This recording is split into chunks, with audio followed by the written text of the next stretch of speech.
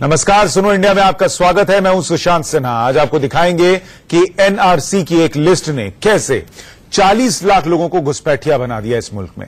आपको दिल्ली के उस चोर की करतूत भी दिखाएंगे जिसकी उम्र 63 साल है, लेकिन 5-5 गर्लफ्रेंड का खर्च चलाने के लिए वो चोरी की वारदात को अंजाम देता है। आपको दिन की कुछ और अहम खबरें भी दिखाएंगे, लेकिन शुरुआत आज की सबसे बड़ी खबर से कर रहे हैं। दिल्ली पर आज की रात भारी है। यमुना का जलस्तर हर पल बढ़ता जा रहा है। हम आपको आज की तस्वीरें दिखा रहे हैं। राजधानी दिल्ली में यमुना का जलस्तर 205.72 मीटर तक पहुंच गया। आशंका जताई जा रही है कि आज यमुना का वाटर लेवल 206 को पार कर सकता है, जिससे यमुना से सटे कई निचले इलाकों के डूबने का खतरा बढ़ गया है। हरियाणा के हथिनीकुंड बैराज से लगातार पानी छोड़ा जा रहा है और आज फिर शाम 4 बजे हथिनीकुंड बैराज से 29,264 क्यूसेक पानी छोड़ा गया है। इसके अलावा पहले जो लाखों क्यूसेक पानी छोड़ा जा चुका है वो दिल्ली पहुंच चुका है। लिहाजा तस्वीरें आपके सामने है कि कैसे जलस्तर बढ़ा है यमुना का। पहली तस्वीर शुक्रवार की है, जब यमुना का जलस्तर खतरे के निशान को पार कर गया था। शाम होते होते जलस्तर 205 का लेवल पार कर गया।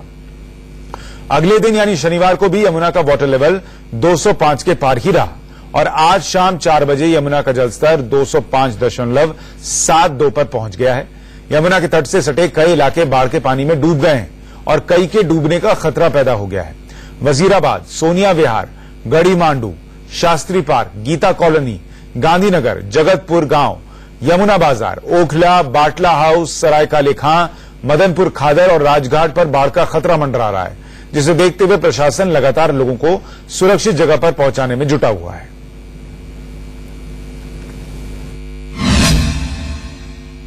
दिल्ली में बाढ़ जैसी स्थिति बनी हुई है। उत्तर भारत में कई राज्यों में जो पहाड़ी इलाके हैं खासतौर पर, उनमें लगातार हो रही बारिश की वजह से हरियाणा के हथिनीकुंड बैराज से लगातार दिल्ली में पानी छोड़ा जा रहा है।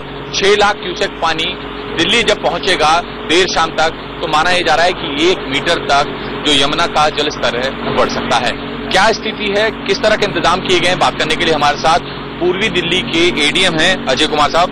अजय जी, ये बताएं कि किस तरह की व्यवस्था की गई है, खासतौर पर जो निचले इलाके हैं वहां पे जो लोग रहते हैं उनके लिए।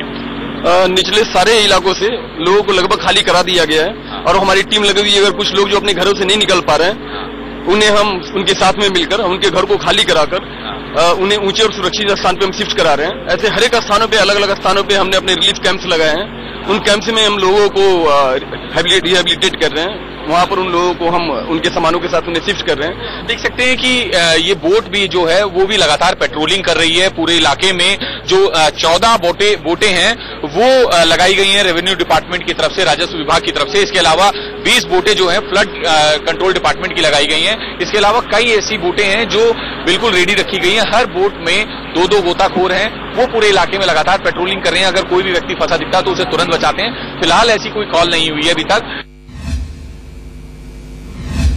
यमुना में लगातार बढ़ते पानी की वजह से कल रात पुराने लोहे के पुल पर रेल यातायात बंद कर दिया गया था। हालांकि आज से फिर उसे खोला गया है और रेलवे के इंजीनियर मौके पर भी मौजूद हैं, लगातार हालात पर नजर बनाए हुए हैं।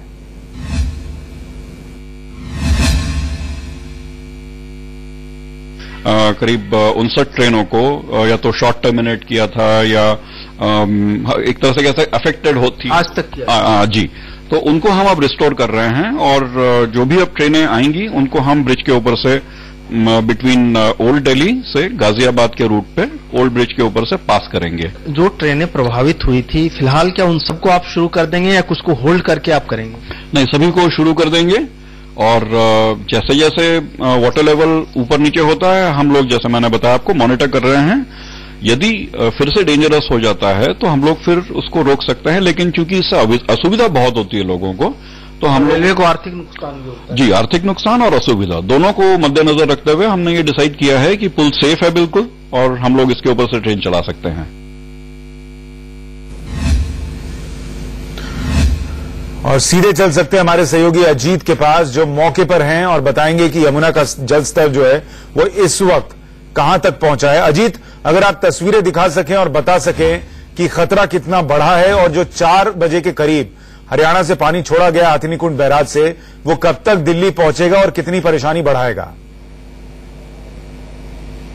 साफ तौर पर सुशांत, हम कैमरामैन से कहेंगे, अनुरोध करेंगे कि वो सामने का विजुअल दिखाए और आपको हम मीटर वो दिखाना चाहेंगे। सामने जो मीटर है वाटर लेवल का, उसमें साफ तौर पर अभी जो है करीबन 4 घंटे बाद 400 मीटर का पानी जो है वो मीटर जो है वो अगर हम कहें सेंटीमीटर, माफ कीजिएगा, 400 सेंटीमीटर पानी का लेवल बढ़ा हुआ है। यानी अभी जो ताजा स्थिति है वो 205.76 जो है वो पहुंच चुका है और धीरे धीरे जो आप देखेंगे फ्लो काफी तेजी से है और जो पानी हथनीकुंड से आ रहा है उसका फ्लो तेजी से बढ़ता जा रहा है और खतरा अभी भी बरकरार है। यहाँ पे जो लोग हैं हर घंटे मॉनिटरिंग कर रहे हैं। इनका यही कहना है कि हर घंटे हम जो है तमाम अपने हेडक्वार्टर्स में रिपोर्ट कर रहे हैं। जो लगातार फ्लो है, तेजी से जो फ्लो आ रहा है उसकी वजह से तमाम जो बोट हैं वो यहां तक नहीं आ रहे हैं। लोहे का ब्रिज है वो पूरी तरह से ग्राउंड पे, यानी जो छोटी गाड़ियां हैं, जो बस या ऑटो चलते थे, उन्हें यहां से जो है छोटी गाड़ियों को रोक दिया गया है। लेकिन जो लोहे के ऊपर जो ट्रेन की हैं वो अभी ईएमयू अभी चलती हुई नजर आई, क्योंकि अभी जो हालात हैं वो ट्रेनें थोड़ी बहुत चल रही हैं। और जिस हिसाब से वाटर लेवल की बात करें हम तो अब बहुत शुक्रिया अजीत इस पूरी जानकारी के लिए। तो लगातार नजर रख रहे हैं अधिकारी कि जलस्तर किस तरीके से बढ़ रहा है यमुना में और कितना खतरा वो साबित हो सकता है दिल्ली वालों के लिए। अब आपको यूपी के सुल्तानपुर की एक तस्वीर दिखाते हैं जहां फिल्मी स्टाइल में एक रेस्टोरेंट मालिक पर हमला हुआ। एक बदमाश ने रेस्टोरेंट के अंदर घुसकर होटल मालिक को गोली मार दी।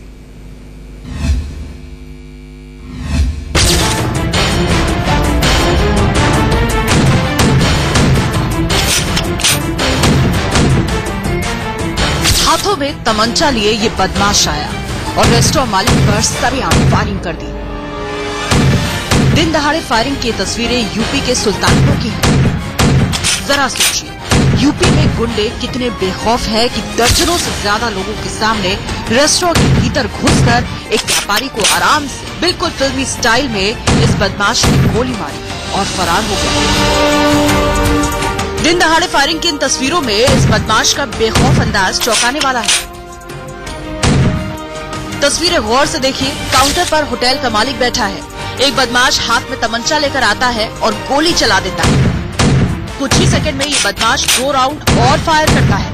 कुल 5 राउंड फायरिंग के बाद ये बदमाश मौके से बड़े ही आराम से निकल जाता है। बताया जा रहा है कि दोपहर में 4 लोग रेस्टोरेंट में खाना खाने आए थे, जहां बिल को लेकर उनकी रेस्टोरेंट के कर्मचारियों से झड़प हो गई। ये चारों लोग रात में फिर आए और इन्हीं में से एक ने रेस्टोरेंट मालिक को गोली मार दी। आपको बता दें कि रेस्टोरेंट मालिक आलोक आर्य बीजेपी के स्थानीय नेता भी हैं, जिनका फिलहाल लखनऊ में इलाज किया जा रहा है। सीसीटीवी फुटेज के आधार पर पुलिस ने आरोपियों की पहचान कर ली है और उनकी गिरफ्तारी में जुटी है।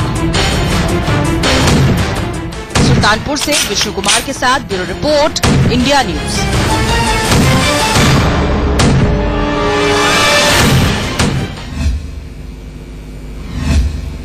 और अब आपको दिखाते हैं राजस्थान के भरतपुर से आई कुछ तस्वीरें। यहां खेल खेल में एक बच्चे के सिर में बर्तन फंस गया और पूरे परिवार के लिए मुसीबत खड़ी हो गई। तस्वीरें भरतपुर के नगला होता गांव की है। इसमें दिखता है कि कैसे बर्तन इस बच्चे के सिर में फंसा हुआ है।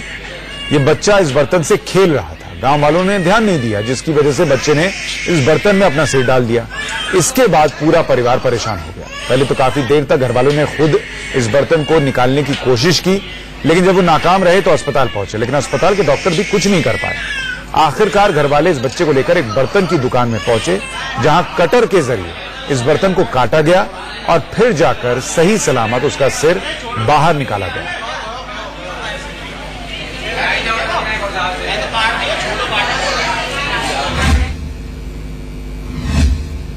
तो जब बच्चा ऐसे बर्तन से खेल रहा हो तो थोड़ा एहतियात बरतिए और रोकिए।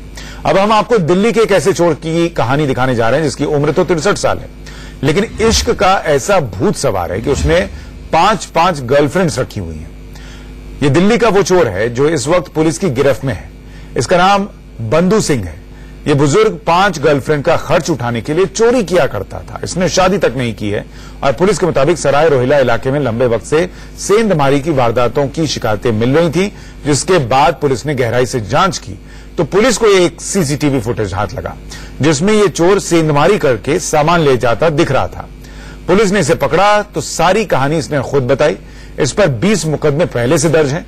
फिलहाल पुलिस ने इसे गिरफ्तार कर जेल भेजा है और लूट के ज्यादातर सामान को बरामद कर लिया है।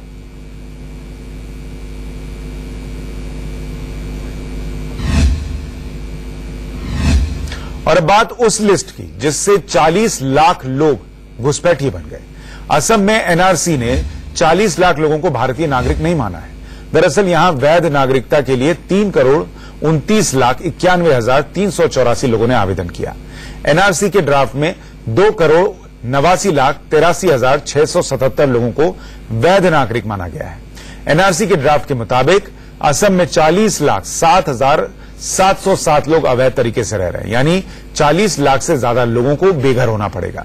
इन 40 लाख लोगों में वो लोग भी हैं जो अपनी नागरिकता के वैध दस्तावेज साबित नहीं कर सके या फिर कागजी दस्तावेज की कार्रवाई पूरी नहीं कर सके। मामला सामने आते ही आज संसद में जबरदस्त हंगामा हुआ। लोकसभा में टीएमसी और कांग्रेस के अलावा लेफ्ट ने यह मुद्दा उठाया। इस पर गृह मंत्री राजनाथ सिंह ने लोकसभा में कहा कि इस मामले से सरकार का कोई लेना देना नहीं है, ये पूरी कार्रवाई सुप्रीम कोर्ट की निगरानी में चल रही है। हालांकि उन्होंने यह भरोसा जरूर दिलाया कि लोगों को डरने की जरूरत नहीं है।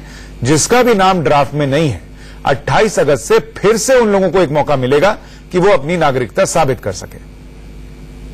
मैडम, 40 लाख लोगों के लिए उनका वोटिंग का विषय है, उनका रहने का विषय है, उनका सिटीजनशिप का विषय है, तो इसीलिए उनका ये हक है।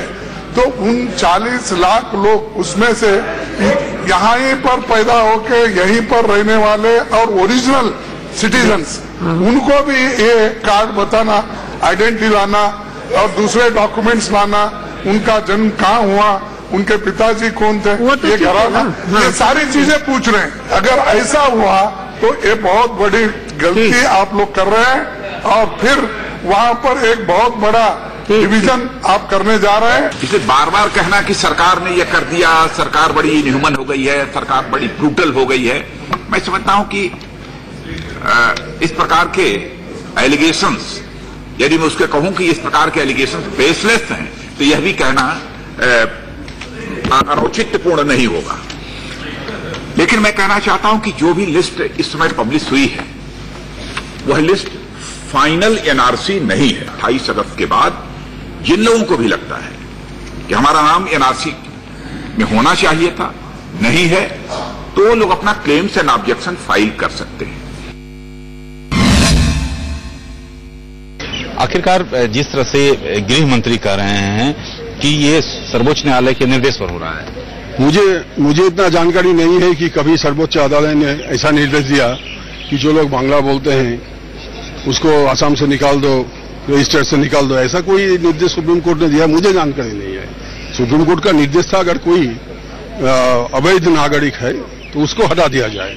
यहाँ 40 लाख लोग की जो नाम उन्होंने हटा दिया गया, ये लोग वैध नागरिक है, क्योंकि इनका कसूर क्या है कि कुछ लोग बांग्ला बोलते हैं। तो बांग्ला तो सारा दुनिया में बहुत सारे करोड़ों आदमी बोलते हैं, मैं भी बोलता हूं, तो हम लोग सब क्या बांग्लादेशी है? गृह मंत्री कह रहे हैं कि उनके पास कागजात होगा तो उस पर विचार करेगी सिस्टम। ऐसा एश्योरेंस शुरू से ही दिया जाता था, पिछले 3 महीना पहले भी दिया, उसका पीछे 6 महीना पहले भी दिया था। और कल असम के चीफ मिनिस्टर ने जो बयान दिया था, उन्होंने बोला कि पब्लिकेशन का बाद देखिएगा कि ये विन विन सिचुएशन होगा। तो ये विन विन सिचुएशन किसके लिए है? वो 40 लाख वैध नागरिक जिनको हटा दिया गया उनके लिए विन विन सिचुएशन है कि बीजेपी का राजनीति का विन विन सिचुएशन है? ये सवाल पैदा होती है। आखिर ऐसा क्यों किया जा रहा है? राजनीति हो रहा है, राजनीति कब्जा करना चाहते हैं वो लोग। सीधे तौर पर टीएमसी का कहना है कि इस पूरे मामले पर राजनीति की जा रही है। कैमरामैन संजीत के साथ राकेश कुमार सिंह, इंडिया न्यूज, दिल्ली।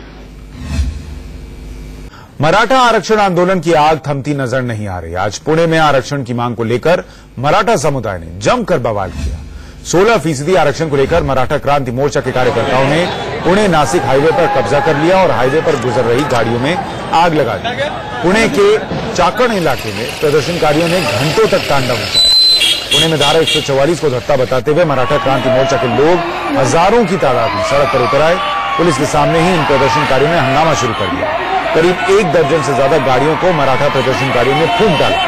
करीब 70-80 बसों और गाड़ियों में तोड़फोड़ की गई।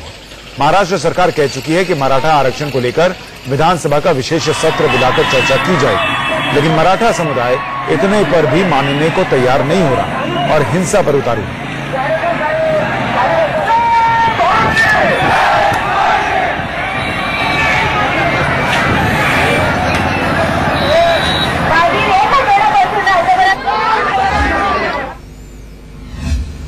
वहीं यूपी के संत कबीर नगर में एक नानी के टॉर्चर की हैरान कर देने वाली तस्वीरें सामने आई हैं। यहां एक नानी ने अपनी नाती को उल्टा लटका दिया। 3 साल का मासूम जब चिल्लाने लगा तब जाकर पड़ोसी वहां पहुंचे और बच्चे को आजाद किया। बताया जा रहा है कि बच्चा नानी की बात नहीं सुन रहा था, जिसके बाद नानी ने बच्चे को उल्टा लटका दिया।